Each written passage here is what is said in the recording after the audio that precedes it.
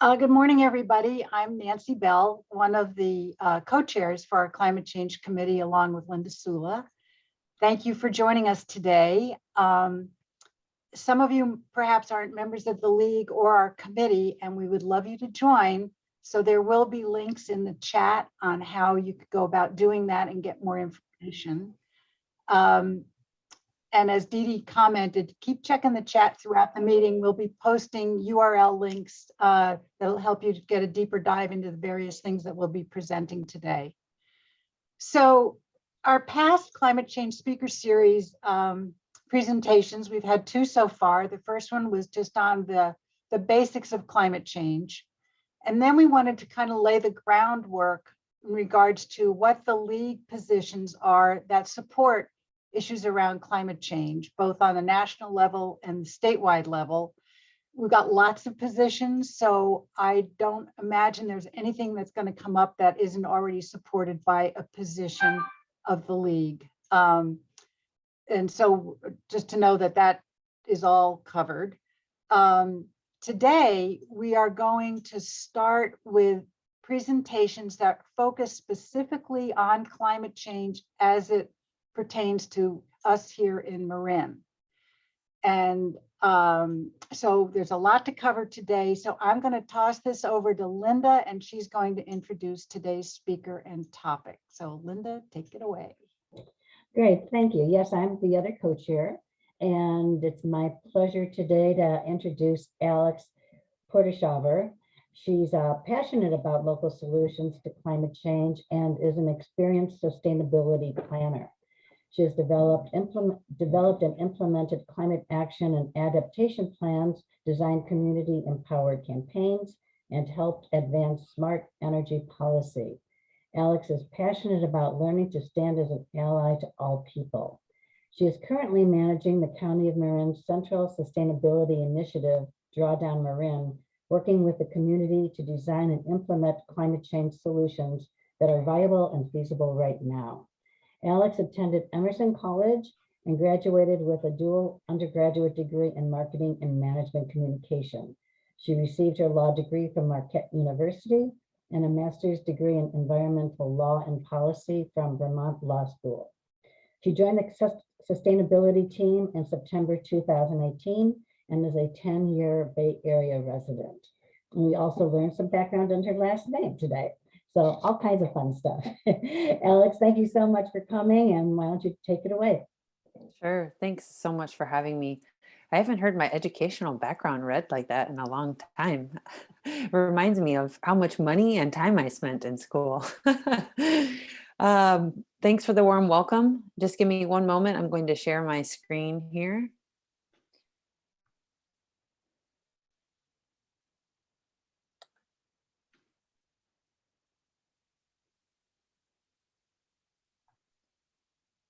Okay. Again, good morning, everyone. Grateful to be here with you today. I was introduced already, but my name is Alex, and I coordinate Drawdown Marin and am part of the County of Marin's sustainability team. Today, I am going to give you an overview of Drawdown Marin, what we are working on right now, and also our near-term plans. I wanted to acknowledge that we are on Coast Miwok land. We collectively, meaning us all and also Drawdown, acknowledge that we are gathered on the ancestral, traditional, and contemporary lands of the Coast Miwok. We recognize, support, and advocate for the sovereignty of the Coast Miwok tribe, for Indigenous individuals and communities who live here now, and for those who were forcibly removed from their homelands.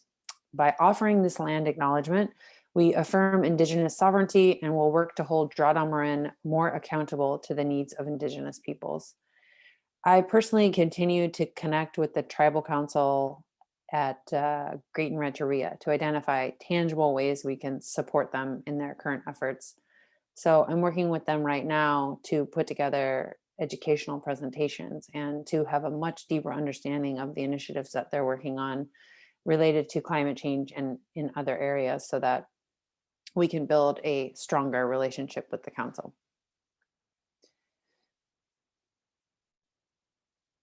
Okay, so I'm sure many of you have heard in the news that we need to dramatically reduce greenhouse gas emissions, and we really need to reimagine how we exist in the world. We need to implement big, bold solutions, and we really need to do it right now, yesterday, in fact. And we have to do this if we're going to meet our 2030 and 2045 greenhouse gas reduction, climate resilience, and equity goals. So, to start us off today, I'd love to invite you to engage in a brief visioning exercise. So, if you feel comfortable, you can close your eyes and imagine that the year is 2030. So, it's just about 9 years from now. And we've been implementing climate solutions for all of that time. It should look and feel pretty great. Um, we are farming and ranching in a way that is sustainable, is in tune with our local ecosystems. We're keeping carbon in the ground. Our animals are healthier. They're emitting less methane. We also see roadways that prioritize cyclists and electric vehicles, and we don't see as much congestion. And we've worked with all of our communities to design solutions that are accessible by everyone and are really grounded in traditional ecological knowledge and are serving our frontline and marginalized communities. When I do this visioning exercise, it feels really great. It creates a lightness in my body, and I feel very hopeful. As someone who's been working in this field for many years, it can feel like a lot, and it is. So it's really important for us to create a more positive picture in our minds as we move forward. So I do believe we can create the future. I talked a little bit about it just now, and here's some ways that we can do that. So we can implement the Drawdown Marin solution. So I'll talk about these in a few slides. There are 29 solutions that are 6 different working groups designed, and 7 of them were endorsed for immediate implementation. We can empower the community to share priorities and participate in existing and new programs that really do address climate change and link climate change to equity. We can work towards securing ongoing long-term funding. This is incredibly important. So local governments need this funding. All of the lead implementers of the solutions, like MCE Clean Energy, like Transportation Authority of Marin, and all of the other agencies and nonprofit organizations that exist in Marin and even outside of the county, they need funding to do this work in a meaningful way. Drawdown is also focused on creating a new nonprofit, and we believe that this new governance structure and this new organization will really help us to implement the solutions and achieve our other goals. It will center community, the board will be majority community members, and the rest of the board will be agency representatives and elected officials. So we're trying to create a deep partnership and also trying to shift power dynamics so that the community has decision-making authority. So what is Drawdown Marin? For those of you who aren't familiar with it, it is a community-driven and implementation process to identify local climate change solutions that not only dramatically reduce greenhouse gas emissions beyond zero, but of course also address adapting to climate change and also address equity. Our vision is that we reverse our impacts on climate change by implementing bold solutions, and we create a thriving, equitable, and resilient future for everyone in Marin County. I did want to briefly mention here that mitigation and adaptation are absolutely linked, and they're also different. So we are focused on mitigation projects and programs that reduce greenhouse gas emissions, and we need to continue that work here locally, regionally, at the state level, and nationwide. And the reality is we're already experiencing climate change impacts. So we need to identify ways to adapt to a changing environment. So we can consider how sea level rise might impact our communities or how increased wildfires might impact our communities and design programs to address those impacts. So I started with the county almost 3 years ago. It's gone by incredibly fast. Before I was hired, there was actually a big kickoff event at the Marin Center, and the Board of Supervisors adopted a resolution. And they said, hey, we agree with the community. A community group called the Marin Climate Action Network came up with the idea for Drawdown and really felt like the county needed to be doing more to address climate change. So the board adopted a resolution, and then about a year later, I was hired to implement a 2-year planning process. And during those 2 years, over 150 people were involved. They were part of stakeholder collaboratives, and they designed the solutions that I mentioned before. They were also involved in a variety of other ways, which I'll talk about in the next slide. So in 2020, all of those efforts were summarized in a strategic plan, and we identified key next steps for Drawdown. And that strategic plan was presented to the Board of Supervisors in December of last year, along with the county's climate action plan update. And they accepted that strategic plan and supported us moving forward with all of our work. This year is very much focused on forming that new nonprofit I mentioned and implementing the strategic plan. And you can read that plan and individual sections of it on our website, which is drawdownmarin.org. So I mentioned at the beginning that we have ambitious greenhouse gas reduction goals, and Drawdown actually set goals more aggressive than the states.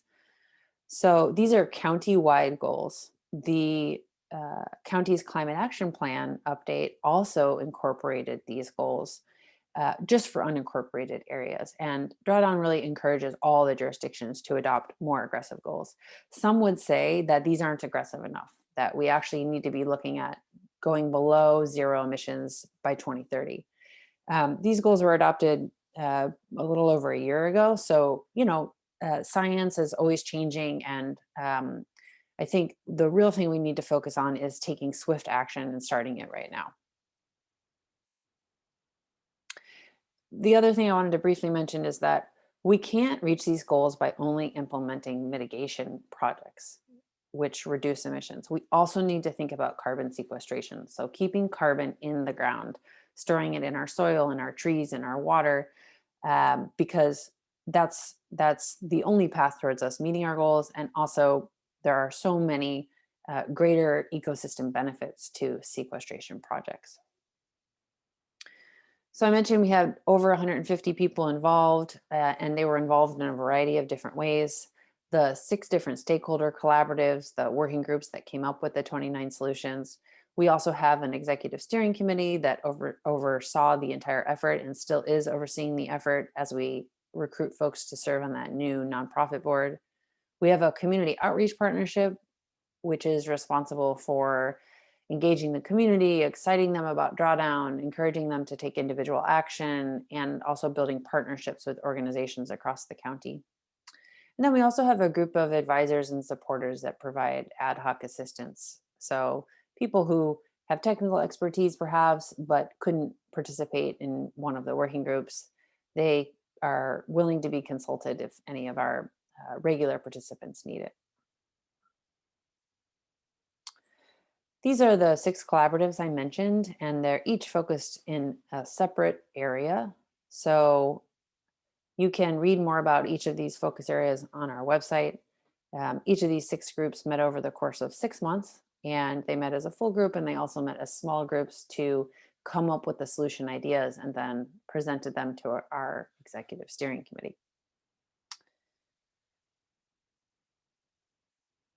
So 7 of the 29 total solutions that were developed by those groups were endorsed for immediate implementation. So our steering committee developed criteria, evaluated all of the options, and felt like these would have the biggest impact if we implemented them right now. So I won't go through all of them, but I did want to highlight a few. I mentioned carbon sequestration, and one of the ways we can focus on that is by supporting the Marin Carbon Farming Initiative. So this really focuses on encouraging local farmers and ranchers to do that work in a sustainable way. So the Marin Resource Conservation District and the Carbon Cycle Institute have worked with these folks to design carbon farm plans. And they contain specific strategies that, if implemented on the land, can help keep carbon in the ground and also reduce greenhouse gas emissions. And this is really innovative, revolutionary work that started right here in Marin. And it's really important to support these farms and ranches by purchasing the products that they grow, and also when thinking about if you donate locally to an effort that is really cutting edge and is absolutely helping to solve climate change. Another interesting project are the community resilience hubs. So we are currently pursuing a grant to support the identification and development of these hubs in the Canal District in San Rafael. So these hubs mean a lot of different things. They're community gathering spaces. They can be used in the event of an emergency. We can perhaps install solar and battery backup so that there's power during a public safety power shutoff event. Lots of different options. And really, we're focusing on the community defining where these hubs are and what they need. The last solution I'll mention is the biomass study and recovery pathways. So this is especially important as we approach our next wildfire season. So this group wants to better understand what are the different types and quantities of biomass that exist. Biomass are things like the trees that we clear to prepare for wildfires, different types of vegetation and plants, food waste. So how can we reuse that material locally, perhaps to generate energy, versus sending it far away to a facility to process it?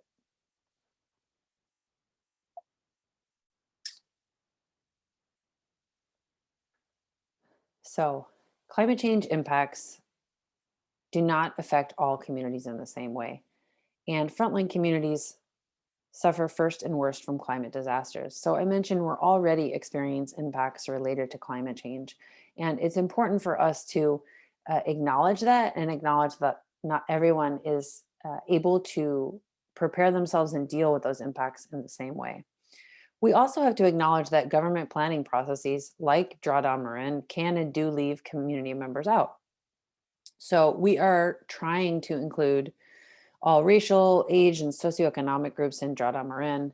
And to do this, we really have to build trusting relationships with community members and organizations. And we have to be creative in terms of the types of opportunities we offer people to get involved. And we have to address our own perspectives, perceptions, and biases that may lead to exclusion of folks from the conversation.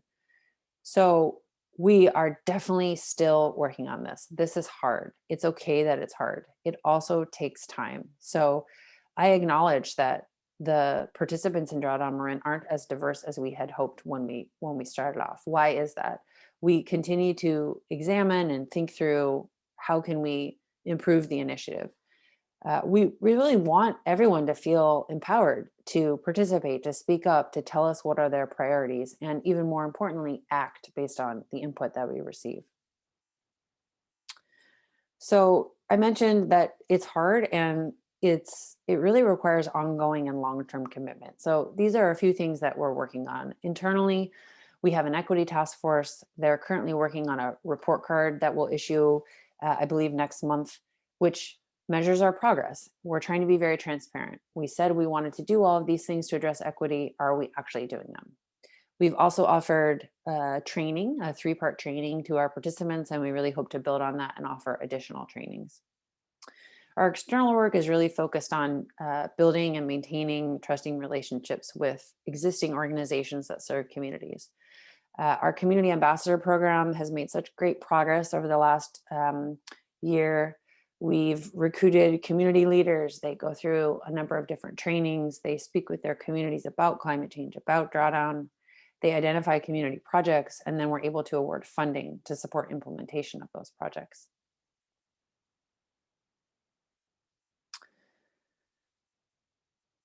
Okay, so last but not least, how can you get involved? There are several ways that you can get involved. You can take action now. So to the extent it's possible for you, you can take individual action in your life. If you visit our website, you can see actions in each of those 6 different focus areas, and they range from very easy to maybe not as easy. We're hoping to identify a wide range so that everyone can participate.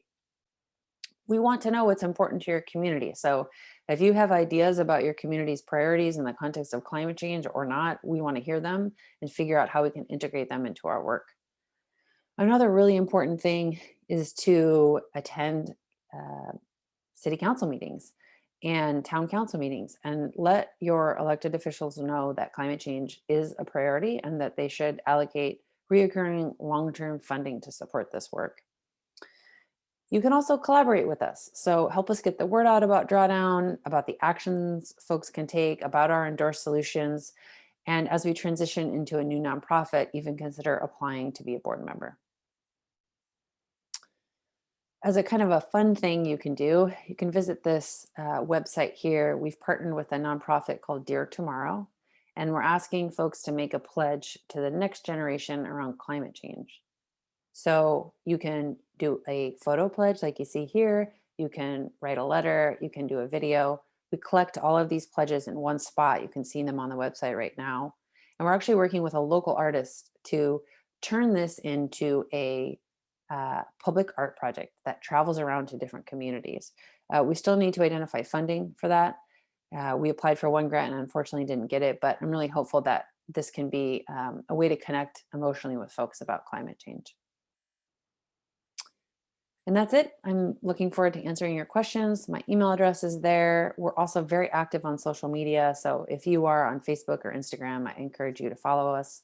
And if anyone wants to sign up for our newsletter, happy to add you to our list. Thank you.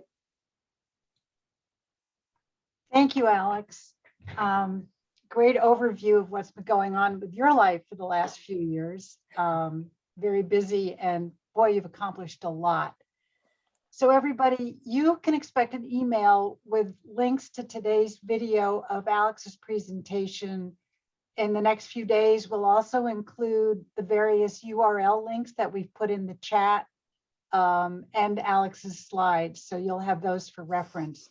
Also, you'll find the link to Drawdown Marin website in the chat right now.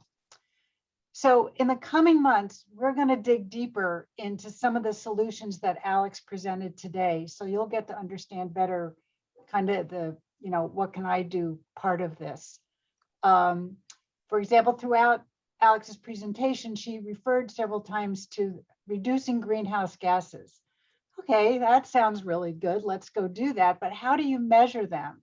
And how do you identify strategies and goals by how much you need to reduce them and by when?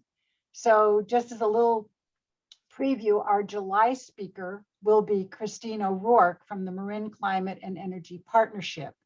She works with the various communities in Marin as well as the county on their climate action plans.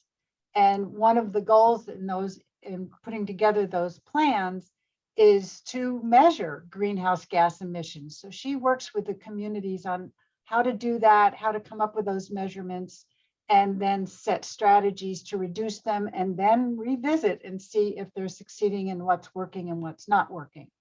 So Christine will be with us in July. She was supposed to be here in June, but we've pushed her to July. In that, we also, just a quick note for those of you who might not be staying for the meeting, the urgency of the drought and wildfires has really become prominent in the news the last couple of days in particular. So we've now made arrangements for our June meeting on June 15th to cover drought and wildfires. So we'll have more about that for you in a little bit later. And we will then send out an email next week with details about that and the Zoom link to register for that meeting. So in the meantime, Alex, sorry about that. Let's get on with Q&A. I got out of sequence. So everybody remember, if you have any questions, to enter them in the chat. And then if you want to ask your question yourself, just put in a question mark and we will ask you to unmute yourself. Dee Dee, how are we looking in the chat? So far, we don't have any questions. Wow, no questions.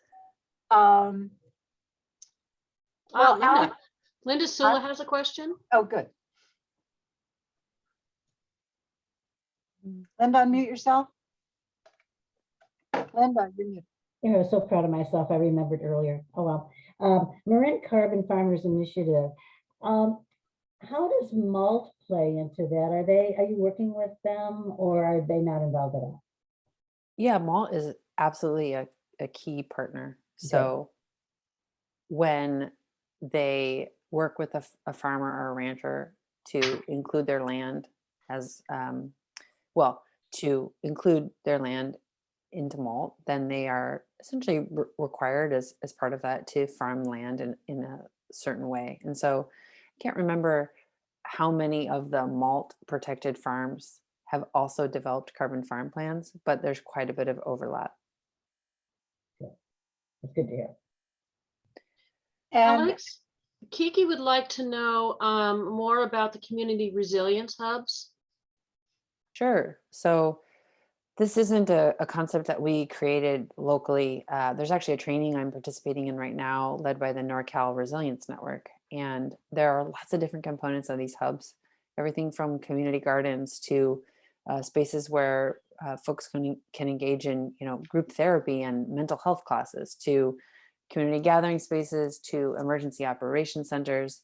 There are many components, and really at the core of it is asking the community to design it. And so right now, the county and the city of San Rafael are working with the Canal Alliance and the Multicultural Center of Marin to define a community-centered planning process and identify several options for preparing that community for the impacts that it's likely to experience related to sea level rise, and applying for a grant. So the California State Coastal Conservancy has an open grant round right now for Proposition 68.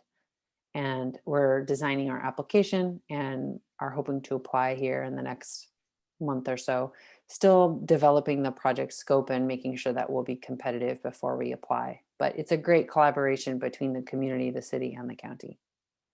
Is that enough information? Thank Okay. you. Robin, you had a question for Alex?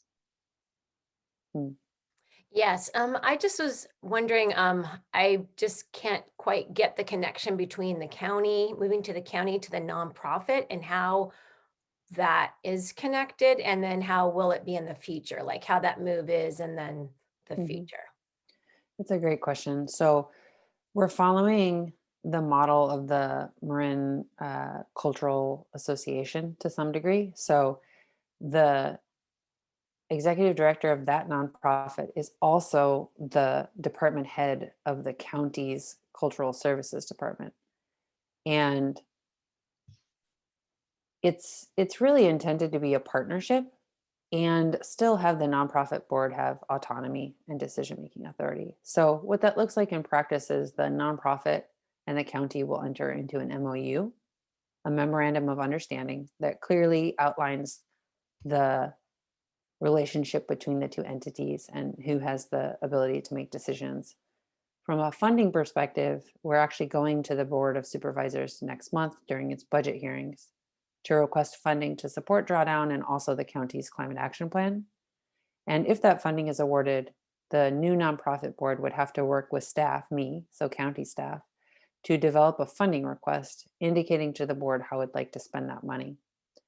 The other really great thing about the nonprofit, and one of the reasons why we chose it, is because nonprofits have access to funding sources that the county wouldn't otherwise be competitive for.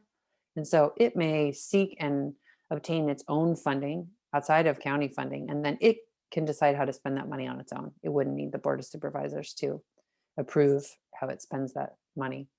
I think the other important component of this is that instead of it feeling like it's top down, it's government led. The nonprofit will truly be the community leading the way, because the board will be majority community members. Of course, there will be elected officials and there will be staff from agencies, but it's really important to center the community as we move forward. Nancy, you had a question for Alex?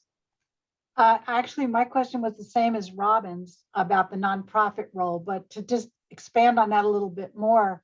So who will be on the board? How will that process work?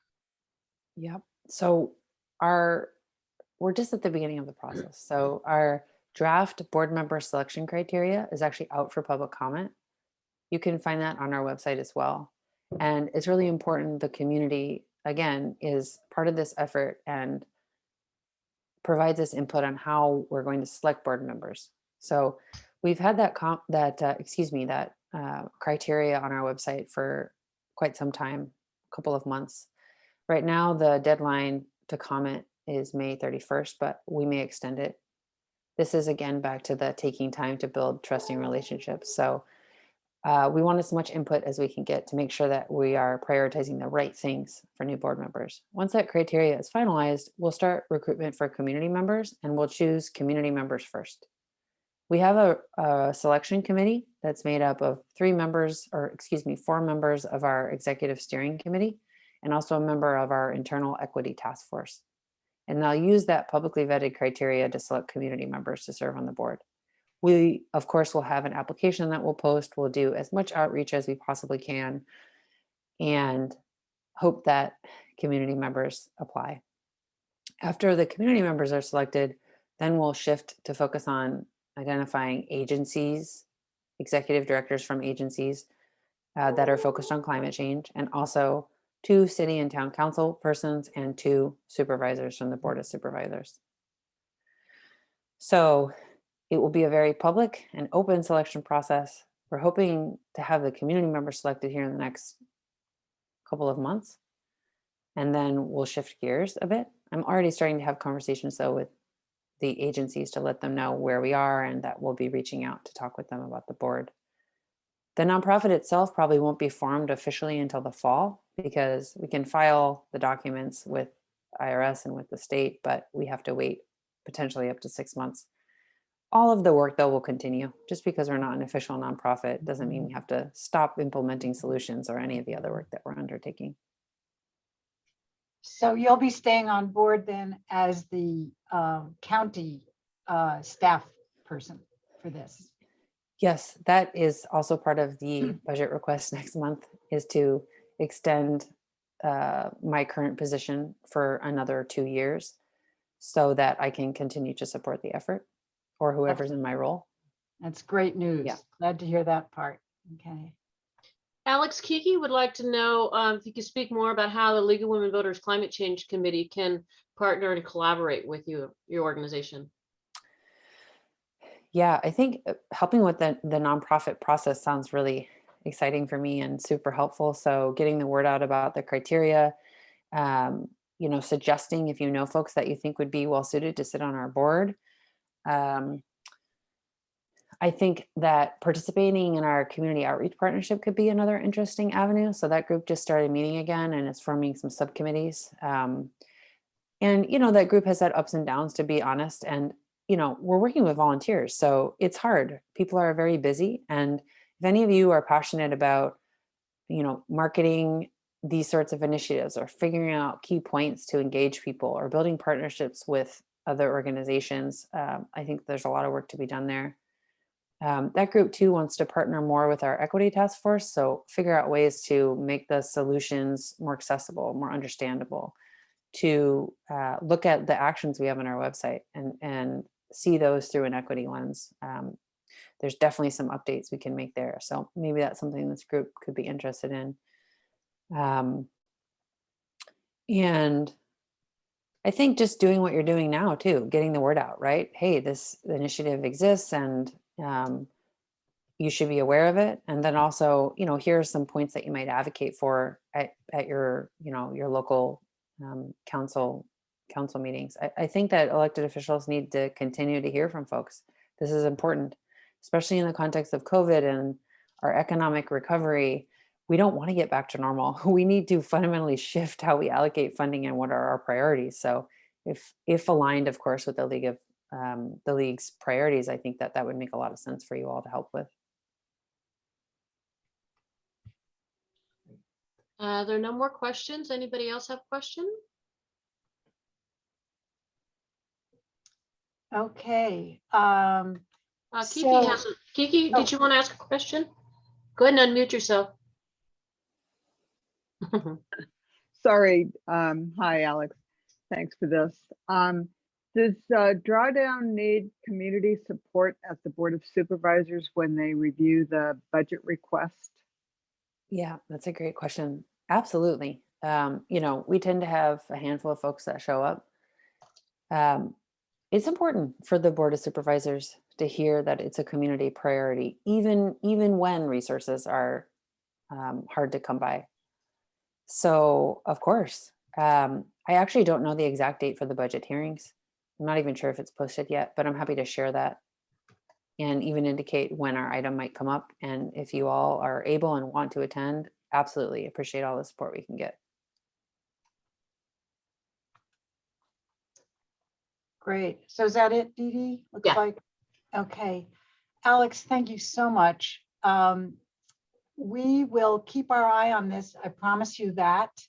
And looking at the community outreach partnership, I remember that you tried to kick that off early on and it was kind of like, and then what? So we'll keep our eye on that and maybe be able to get someone from the league to participate in that group. So keep us informed on that. And then certainly advocacy at council meetings. We want to keep our finger on the pulse of what the different towns and cities and the county are up to. So the league is in a position to support, as is appropriate, things that come to the voters in particular. I think that's an important role for the league to play. And also speaking up at council and board of supervisor meetings when appropriate. So this is important and we want to support it for sure. So thank you so much for joining us. We will be in touch and really appreciate your taking time to be with us today. Of course. Any other comments on your part? Thanks, Alex. Really appreciate your time. Yep. Grateful to be here. Thanks for the opportunity and look forward to continued connection with you all. Great. Okay. Okay. Bye-bye. Thank you. Alex.